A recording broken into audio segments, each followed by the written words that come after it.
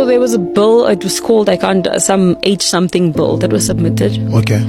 But in Congress, where the US would like to review their relations with South Africa. No, I heard about it. The issue that just came out now after we took Israel to the ICJ. Oh, yes, but did you read the full bill? No, I haven't. I didn't read it, but what I heard from me at the back of my mind, I just thought, okay, now we're about to suffer the consequences. So I read the full bill. So initially they said it's because it's the ICJ case, because South Africa has now... No, so I went and I read the bill. And I read the bill again. So it starts off by saying that they are submitting this bill to Congress so that the US can review the bilateral agreement, not with South Africa. They say the ANC government. ANC, right? So it's an organization.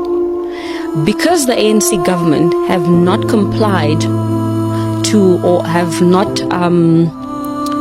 whatever the agreement was, we don't know what the agreement was, since 1994, since the beginning of the agreement, the ANC government have continuously gone against what they have decided on or agreed upon, right?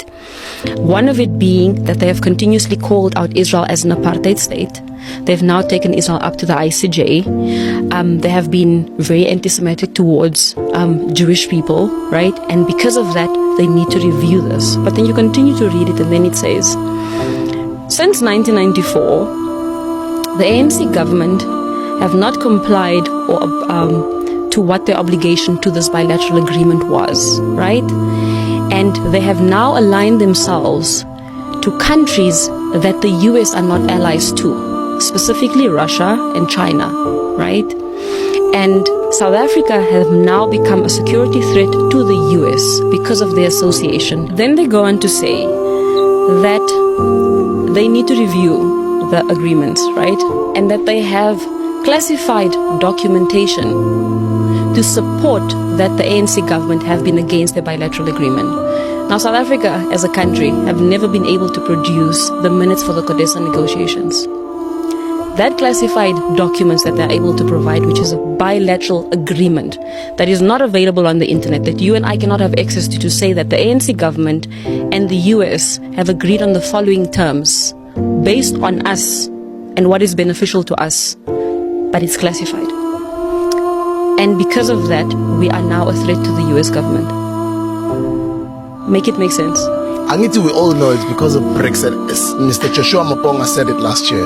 He's like, oh, those Americans are not going to go down without a fight. This is all part of it. And what is more concerning is the DA went and asked for help from who? America.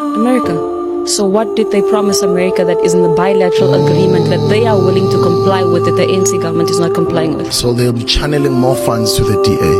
Exactly. So that's why I'm saying if any black or colored South Africans still continue to vote for the DA, then you must be suffering from Stockholm Syndrome.